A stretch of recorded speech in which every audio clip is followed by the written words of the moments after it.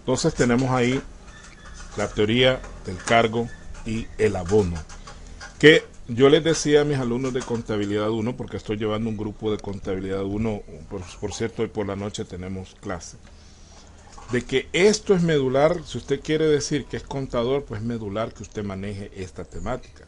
Y no es una temática complicada, la verdad no lo es.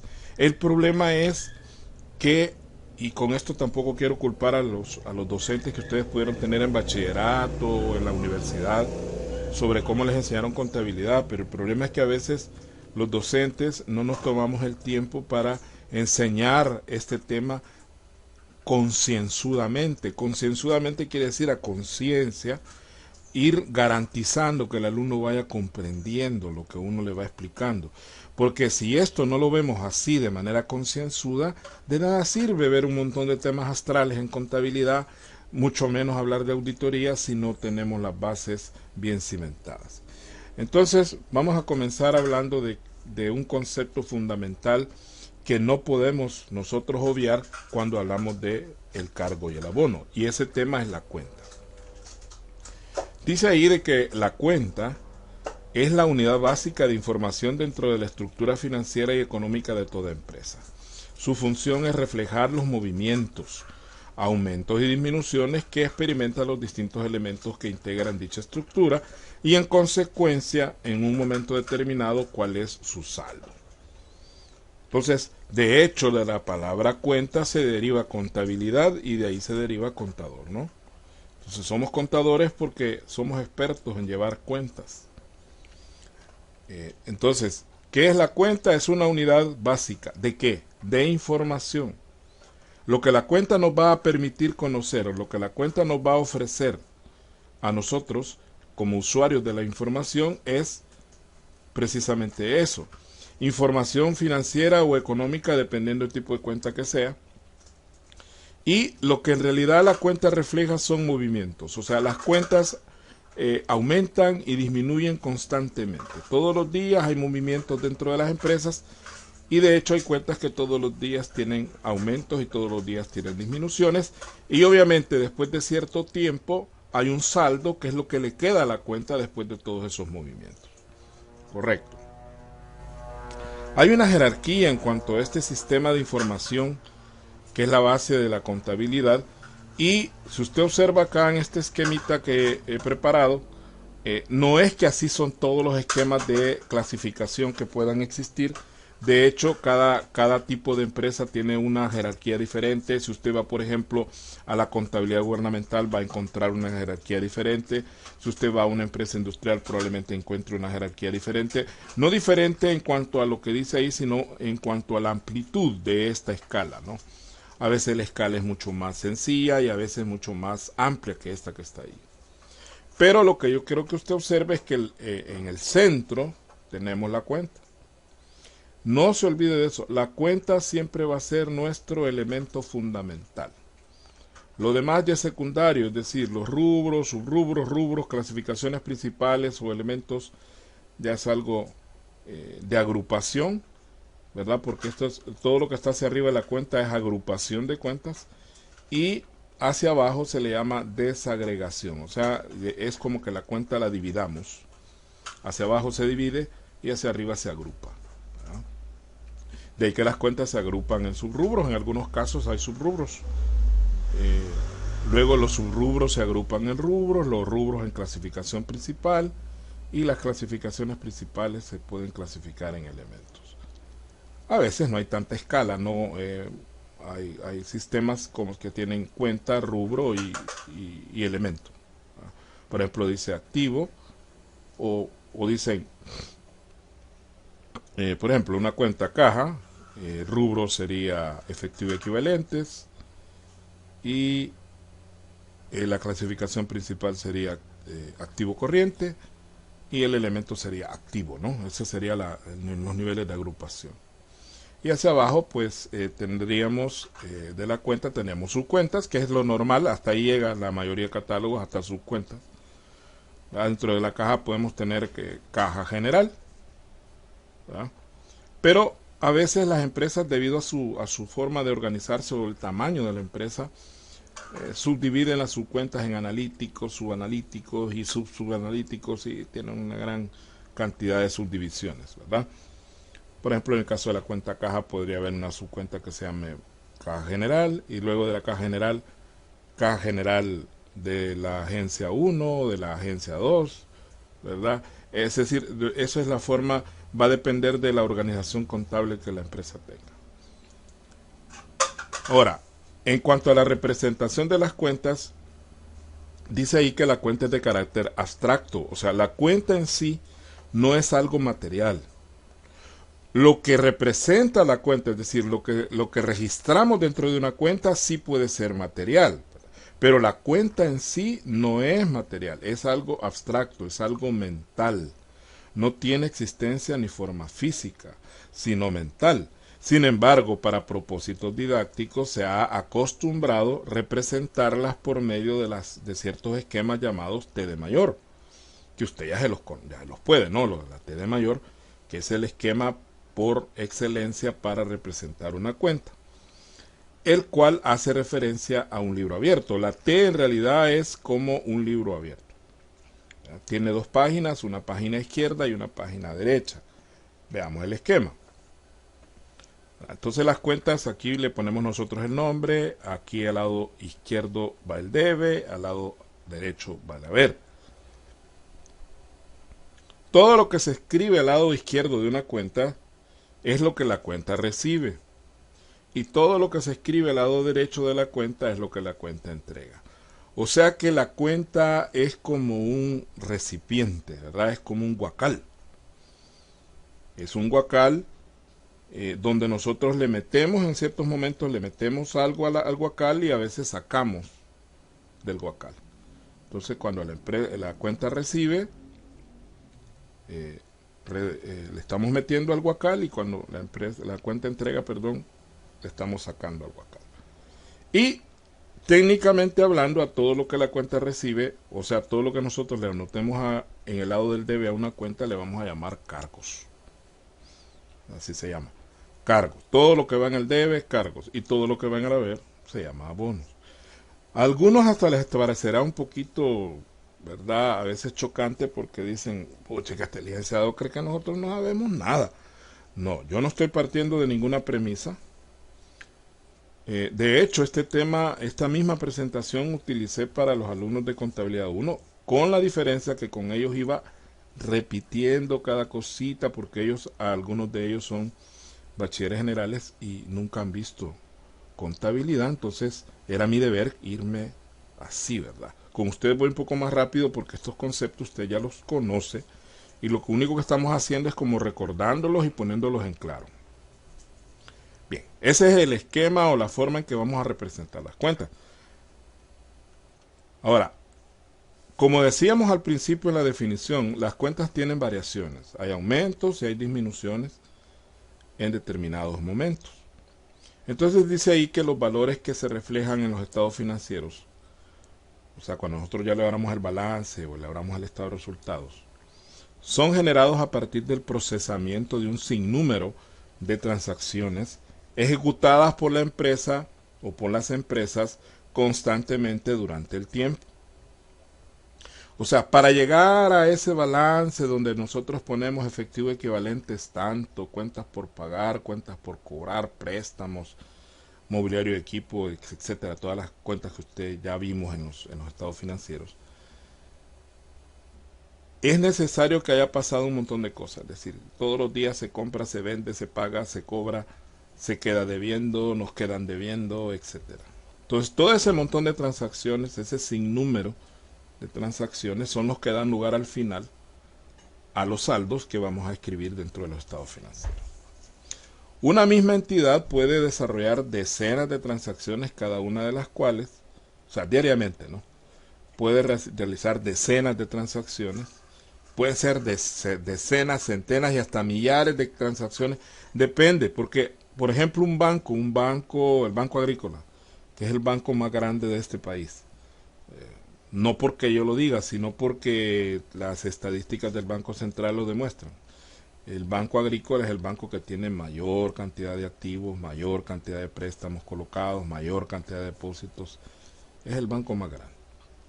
Entonces, ¿cuántas transacciones realiza el banco? Sobre todo ahora con la tecnología, que usted puede realizar transacciones bancarias. Yo acabo de pagar un recibo de energía por medio del teléfono.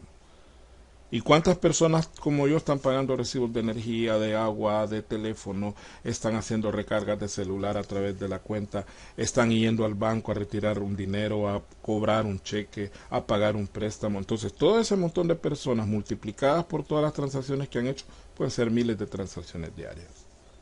Pero lo que quiero llegar es que cada una de las cuales afectará por lo menos a dos elementos de la estructura económica y financiera de la organización. Por lo menos a dos, no porque a veces son más elementos afectados. Por ejemplo, si nosotros hacemos una remesa al banco, obviamente se va a afectar la cuenta bancos porque va a recibir la plata, y se va a afectar la cuenta caja, que es de donde vamos a sacar el dinero. Entonces, en ese caso, estamos afectando dos elementos, que sería bancos y sería caja.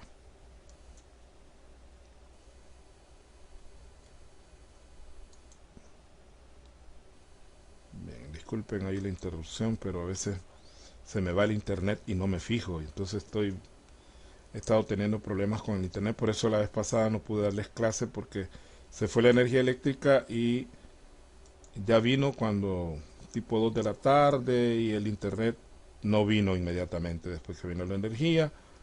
Estoy teniendo muchos problemas con la empresa de internet, que es Tigo, y pues estoy pensando en cambiarme, porque la verdad ya mucho problema me está generando y afecta mi trabajo, ¿no? No solo las clases, sino otro tipo de tareas que yo hago, ¿verdad? Y que necesito el internet. Bien, sigamos entonces. Todos estos elementos pueden afectar por lo menos dos elementos cada transacción, sino que a veces 3, 4, hasta 5 elementos en una sola transacción. ¿Ya? Depende de cuántas cuentas involucremos en la partida. ¿Va? Ahora bien, aquí tenemos ilustrado, esta es una ilustración, no es que así es todo, ¿no? Son ilustración de cómo se dan esos movimientos. Los movimientos se refiere a aumentos y disminuciones, ¿verdad?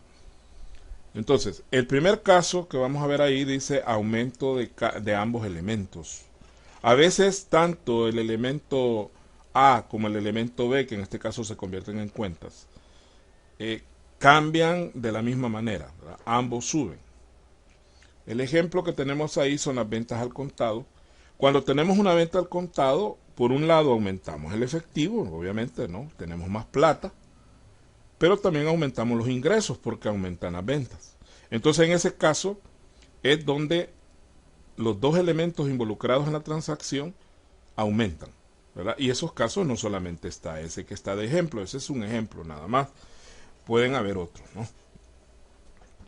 Por ejemplo, si usted recibe un préstamo del banco, usted tiene más dinero en el banco, pero tiene más deuda. Sube uno y sube el otro. Ambos, ¿no? Si usted compra fiado, ¿verdad? Tiene más mercadería, pero tiene más deuda también, ¿no? El otro caso, estos son los únicos tres casos que se pueden dar, ¿verdad? O sea, hay bastantes ejemplos, pero los casos solo son tres. El segundo caso es que los dos elementos disminuyan. El primero es que los dos aumenten. El segundo es que los dos elementos involucrados disminuyan. El ejemplo que tenemos ahí, porque es un simple ejemplo, pago de cuota de préstamo prendario. Usted tiene un préstamo prendario y paga una de las cuotas, entonces ¿cuál va a ser el efecto que esta transacción va a tener? Por un lado se va a disminuir la deuda, porque usted le va a deber menos al banco, ¿no? Disminuye el pasivo. Pero también disminuye el saldo de su cuenta bancaria, porque al hacer la transferencia o el cheque, en su caso, para pagarle al banco, usted se va a quedar con menos dinero en el banco. Entonces ahí hay una disminución de ambos elementos. Disminuye la deuda y disminuye el saldo de la cuenta bancaria. Y el tercer caso es la combinación de aumentos y disminuciones. O sea, ahí hay una contraparte entre ambos elementos, uno sube y el otro baja, ¿verdad? Entonces el ejemplo que ponemos ahí es la compra de un camión al contado, que eso es bien poco común que compremos un camión así al cash, ¿verdad? Pero bueno, vamos a suponer que sí se compró un camión al contado. Entonces, por un lado aumenta el valor de los camiones, es decir, usted tiene más vehículos porque compró el camión. Pero como lo hizo al contado, se supone que usted dio un cheque por el camión, disminuye el saldo de su cuenta bancaria. Usted tiene más camiones, pero tiene menos plata. Sube un elemento, pero disminuye el otro.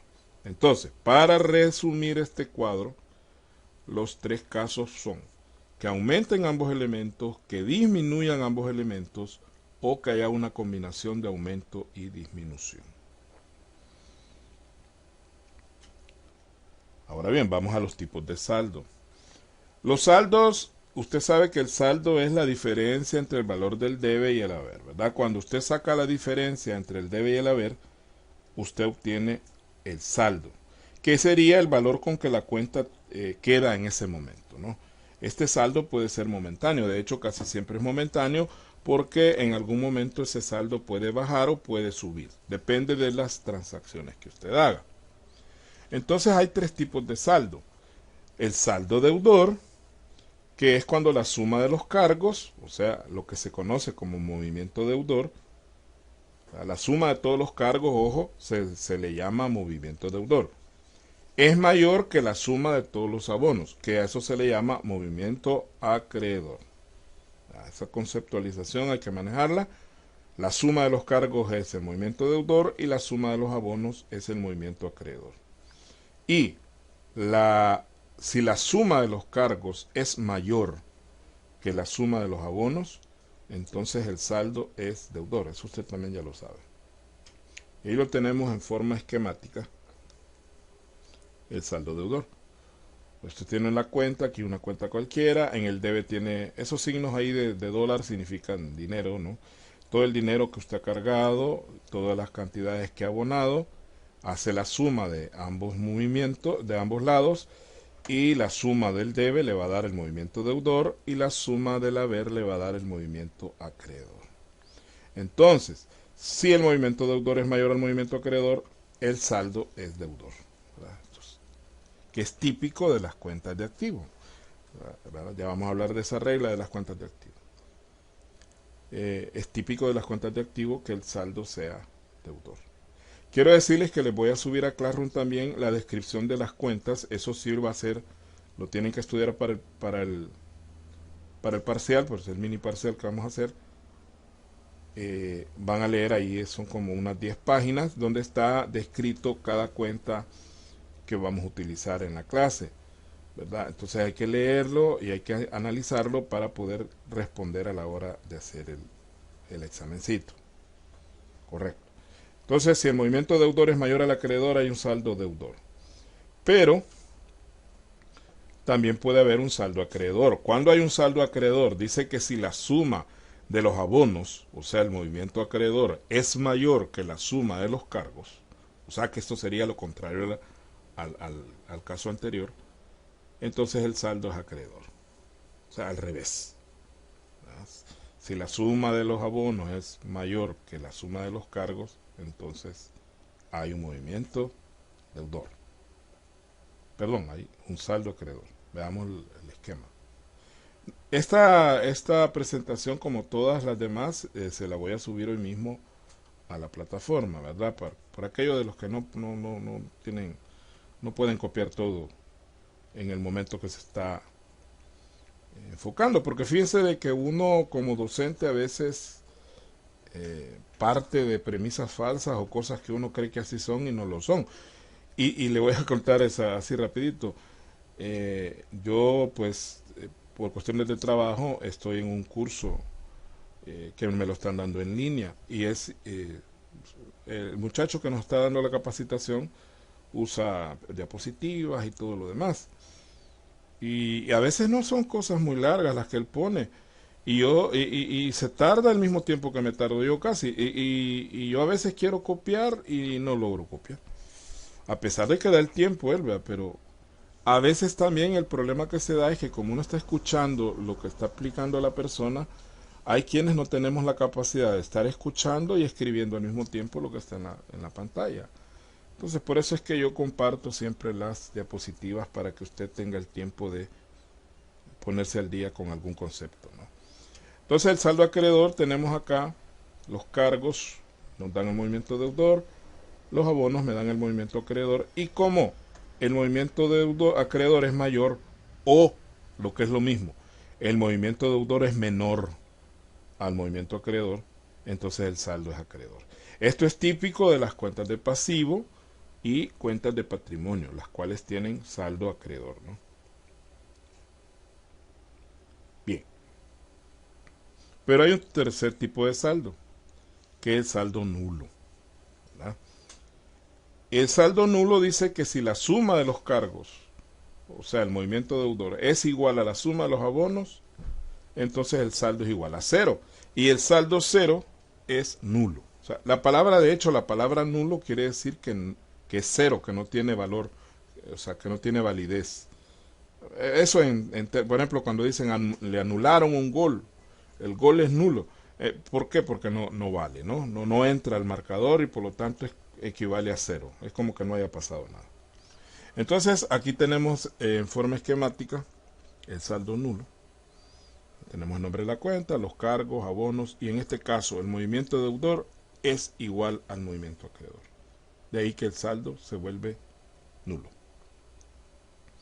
Aquí nos da 10.000 a la izquierda, nos da 10.000 a la derecha, entonces el saldo que le queda es cero.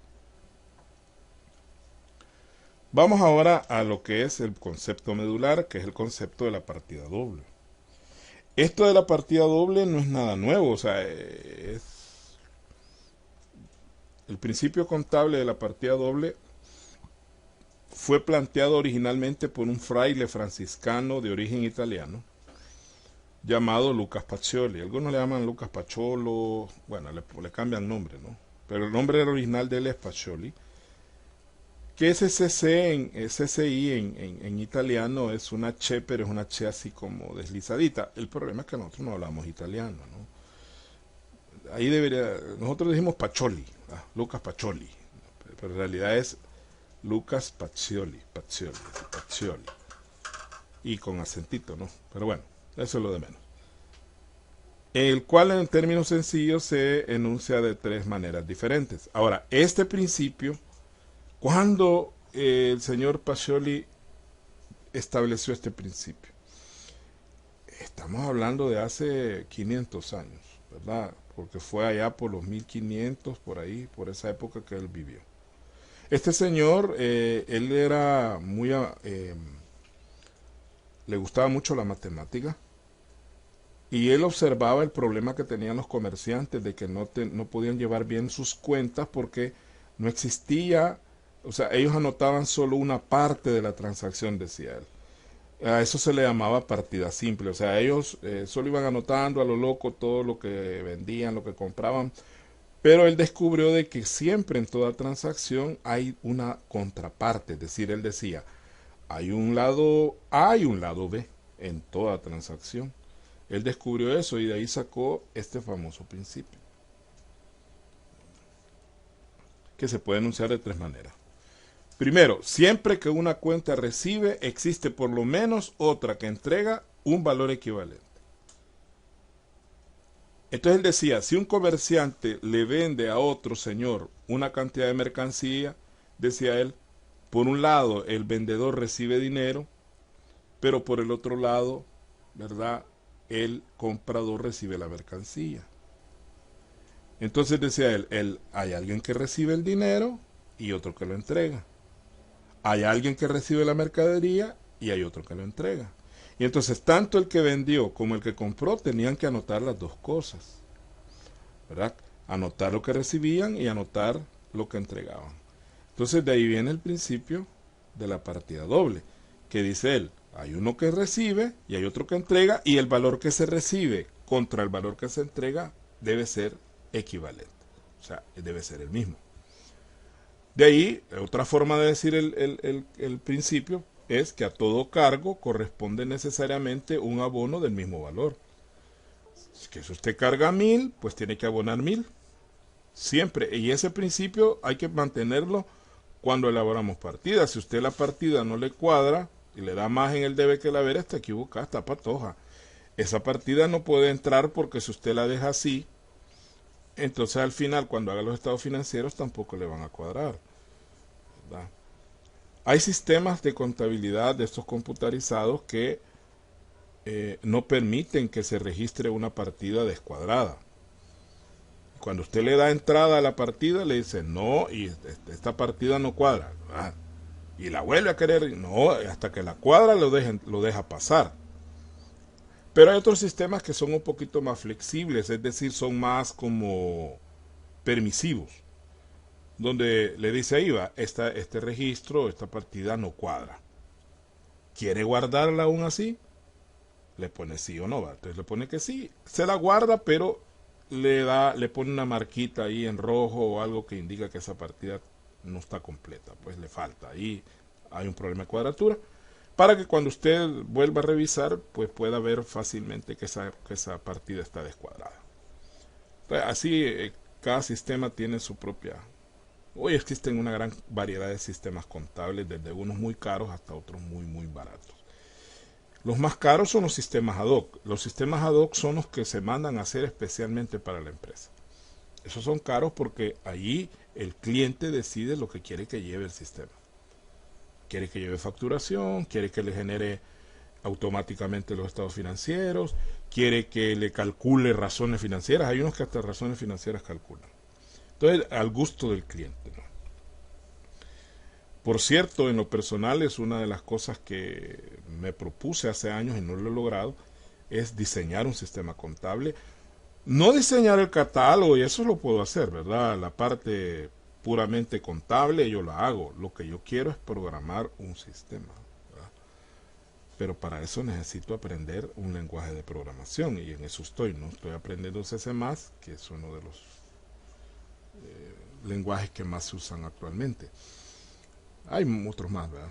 Pero para ese tipo de sistemas contables, pues el C++ se presta bastante.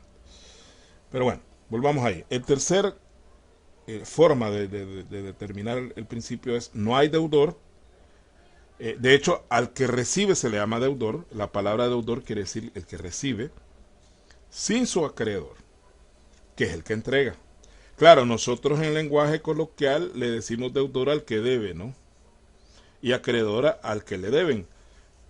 Y que no tiene nada de diferente a lo que estamos diciendo aquí, porque para que usted sea deudor de alguien tuvo que haber recibido.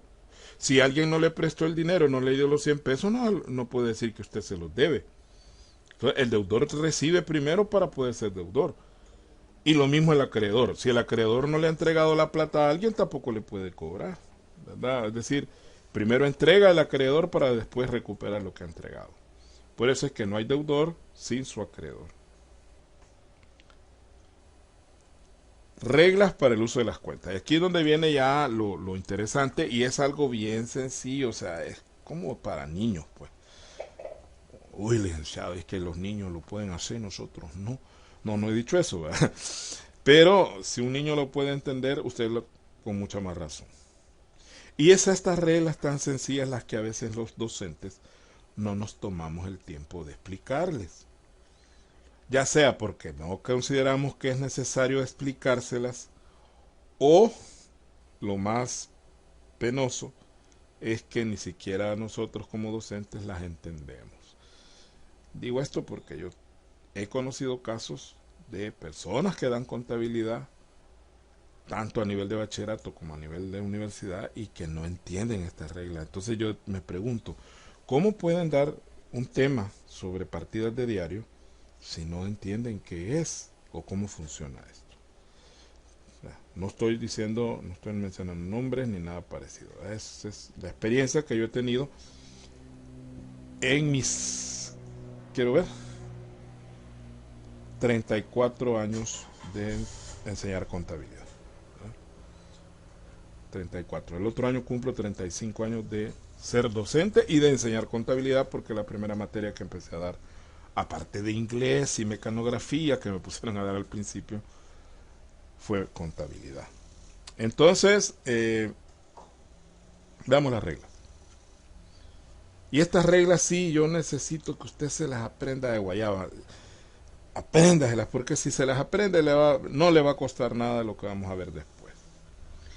Pero si usted no se las aprende, entonces va a tener que estar consultando sus apuntes cada vez que vaya a hacer alguna partida.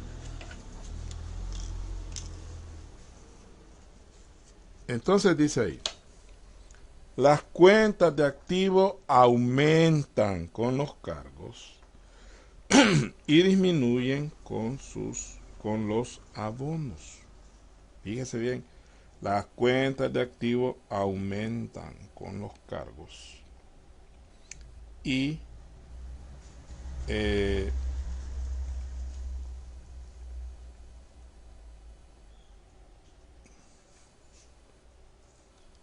aumentan con los cargos y disminuyen con los abonos, por lo tanto su saldo es deudor, ¿verdad?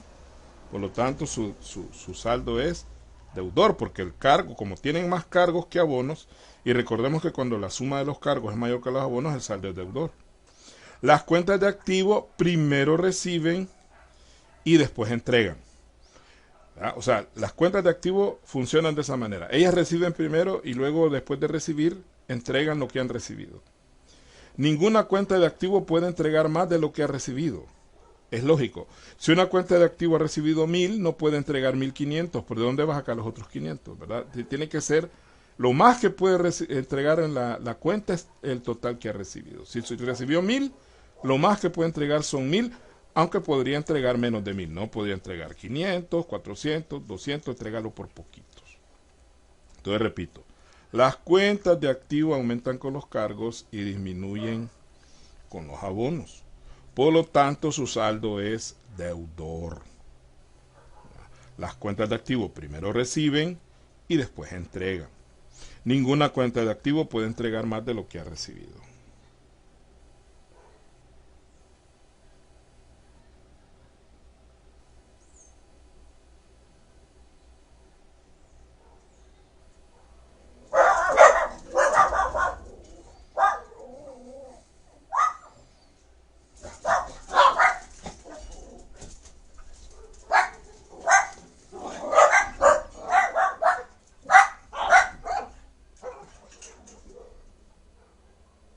Bien, están emocionados.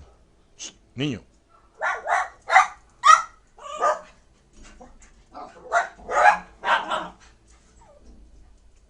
Bueno, por lo menos hoy que estoy usando audífonos, creo que, y micrófono aquí incorporado, creo que no hay mucho, no entra mucho la interferencia. Bueno, vamos a ver, veamos esquemáticamente esta regla.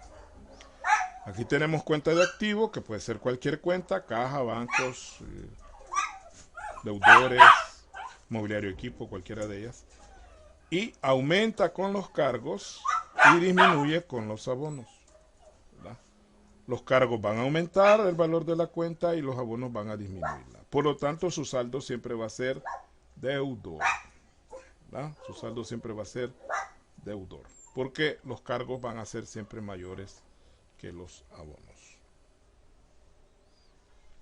Vamos al pasivo y patrimonio, que son prácticamente lo inverso, ¿no? O sea, al revés. Las cuentas de pasivo y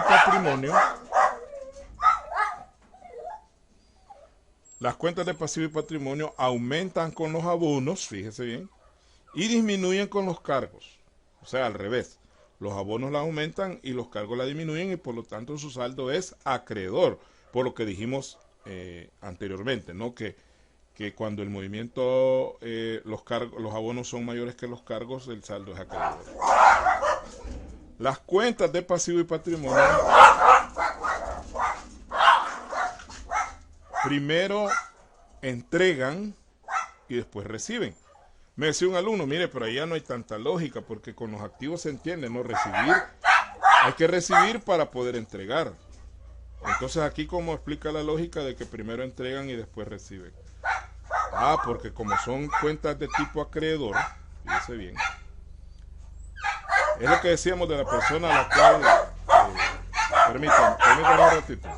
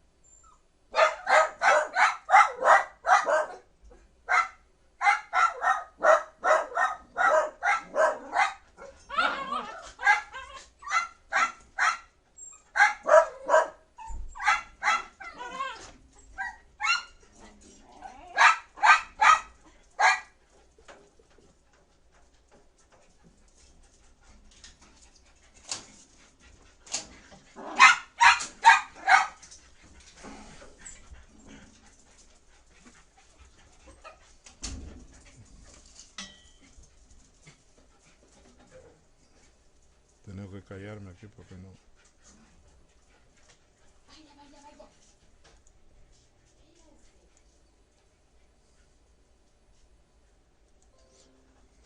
Bien, van a disculpar, pero tengo 4 perritos aquí, estos son algo loquitos. Vale, decíamos que las cuentas de pasivos son al revés, las pasivos y patrimonio funcionan igual, ¿verdad?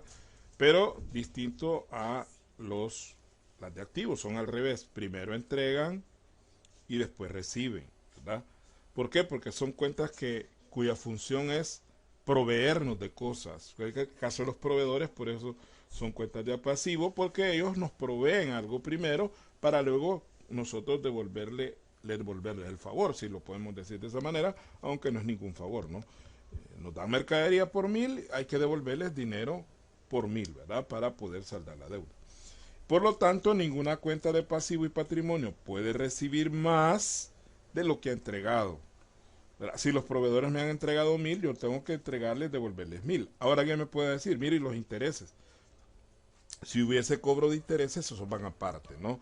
Pero la deuda original es lo que nos han entregado y no le podemos devolver más de lo que nos han entregado. De ahí que el esquema es el siguiente. Las cuentas de pasivo y patrimonio disminuyen con los cargos y aumentan con los abonos, ¿verdad? Disminuyen con los cargos y aumentan con los abonos. Por lo tanto, su saldo es acreedor. Todas las cuentas de pasivo y patrimonio tienen un saldo acreedor.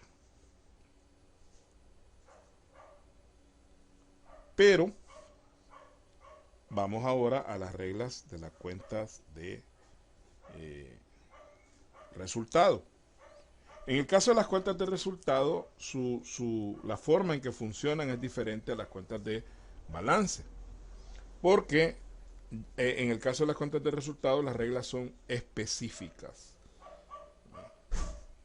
Ahora, estas reglas específicas de las cuentas de resultado no significa que en algún momento esta regla pueda invertirse.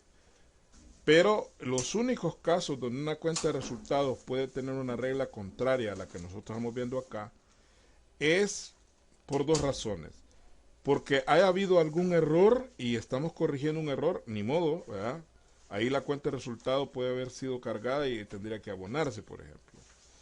O para liquidarlas a fin de año, porque al final del periodo las cuentas de resultados tienen que ser liquidadas, ¿verdad? Eso no lo vamos a ver este ciclo, primero Dios lo vamos a ver en el otro si es que vemos la materia del sistema contable computarizado, que es donde yo agrego ese tema de la liquidación. Entonces, los únicos casos donde estas reglas no se van a aplicar son para cuando hay errores o cuando hay liquidación. Por eso dice aquí que las cuentas de resultado actúan como acumuladores de valores, ya que su función es acumular el valor de cada uno de los elementos involucrados en la determinación de las utilidades o pérdidas del periodo, porque todas las cuentas de resultado tienen que ver con la utilidad o la pérdida del periodo. Acuérdense del estado de resultados, ahí tenemos las ventas, las rebajas, devoluciones, compras, gastos de compra, rebajas y devoluciones sobre compras, gastos de administración, gastos de distribución, otros gastos, otros ingresos, todo eso son cuentas de resultado, que lo que buscan es establecer la utilidad o la pérdida del periodo. Y hay una diferencia fundamental entre las cuentas de balance y las cuentas de resultado, porque cuando usted, por ejemplo, llega a fin de año y usted dice que la cuenta caja tiene $1,500, ¿qué significa que caja tenga $1,500 al 31 de diciembre? Significa que en esa fecha la cuenta caja tenía exactamente $1,500. Pero puede ser que hace un mes tenía más o hace 2 meses tenía menos. Entonces, lo que nos establece la cuenta caja en ese momento es cuánto dinero hay en ese momento. Por esa razón es que el balance se hace a una sola fecha, ¿verdad? Pero si usted dice que la cuenta ventas tiene $1,000,000 a final del año, entonces ahí no está diciendo que ese día vendió $1,000,000. Ese $1,000,000 representa todo lo que se vendió durante el año. Por eso se dice que las cuentas de resultados lo que hacen es acumularlo de todo el periodo. Si usted dice que gastos de administración, usted tiene $50,000 a fin de año, esos $50,000 son los gastos de administración de todo el año, la acumulación de todo el año. Por eso dice ahí la explicación. Entonces, ahí está el ejemplo de lo que acabo de estarles diciendo. Si la cuenta de ventas presenta un saldo de $500,000 al final del año, significa que la entidad vendió ese valor a lo largo de todo el periodo que estamos cerrando, ¿no? Es una acumulación. Por esa razón, estas cuentas tienen reglas específicas de registro, las cuales solo pueden dejar de aplicarse en dos situaciones: para corregir errores o para liquidarlas al final del periodo. Eso también ya lo había explicado. Son las únicas dos situaciones en las cuales estas cuentas pueden invertir la regla que vamos a dar ahorita. Y ahí están las 6 reglas que hay que aprendérselas de memoria también. Y ya les vamos a dar un recurso mnemotécnico por ahí para que no se les olviden.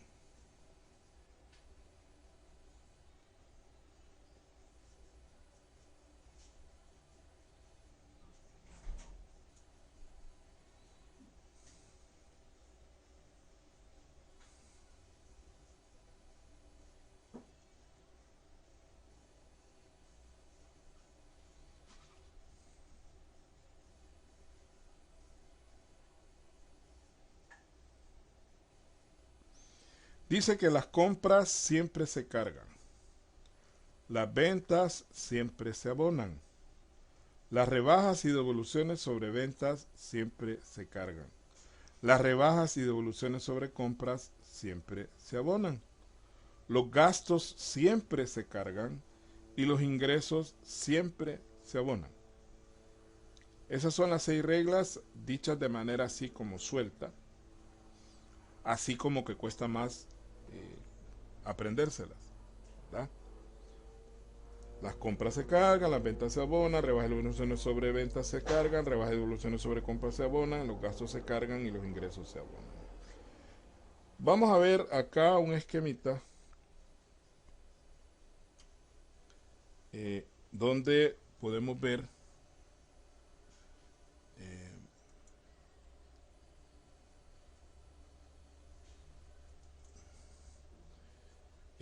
usted puede observar acá que cuando usted compra, fíjese bien, hágase siempre analice de esta manera. Cuando usted compra, ¿qué hace? Usted recibe mercadería, y cuando usted vende, usted entrega mercadería, ¿verdad? Entonces significa que cuando usted compra, recibe, y cuando usted vende, entrega. Entonces de ahí viene el recurso de decir: compras, recibo, se carga; ventas, entrego, se abona. En cuanto a las rebajas y devoluciones, ahí usted puede hacer lo siguiente. Las rebajas y devoluciones tienen la regla contraria a la cuenta que las origina. De ahí que todas las rebajas y devoluciones sobre ventas, si las ventas van abonadas, entonces las rebajas y devoluciones sobre compras van, esta flecha que fea, van cargadas. Y si las compras van cargadas, entonces las rebajas y devoluciones sobre compras van a ir abonadas, o sea, al contrario, ¿verdad? Si las compras se cargan, las rebajas y devoluciones sobre compras van a ir abonadas, y si las ventas se abonan, las rebajas y devoluciones sobre ventas van a ir cargadas. Entonces ya son dos recursos. El primero es que las compras implican recibir mercadería, por eso se cargan, y las ventas implican entregar mercadería y por eso se abonan. Y en el caso de las rebajas y devoluciones sobre ventas o sobre compras, irán al contrario de la cuenta original. Y luego los gastos, pues yo creo que ya no hay mayor problema. Los gastos siempre se cargan y los ingresos siempre se abonan. La razón es porque los gastos disminuyen el patrimonio. Cuando hay más gastos, el patrimonio disminuye. Acuérdense que la regla del patrimonio es que aumenta con los abonos y disminuye con los cargos. Entonces, si los gastos disminuyen el patrimonio, pues hay que cargarlos. Y si los ingresos aumentan el patrimonio, hay que abonarlos, ¿verdad? Por regla del patrimonio. Patrimonio disminuye con cargos y aumenta con abonos. Y ahí terminamos, jóvenes. Hasta ahí vamos a llegar este día.